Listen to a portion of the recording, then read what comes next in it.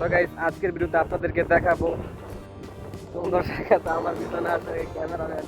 সে অনেক ভালো ফটোগ্রাফার, সে অনেক guys, তো তার ফোন আছে আইফোন, তো তার ফোন দিয়ে এখন ভিডিও আর ফটো শুট করতেছি।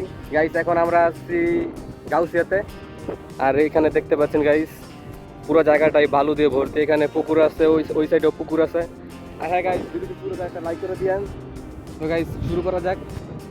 সে লঙ্গি পরে রয়েছে গাইস, দেখতে পাচ্ছেন ক্যামেরাম্যান। দেখেন সে কি জানি লেখতেছে, তো একটু দেখায় আপনাদের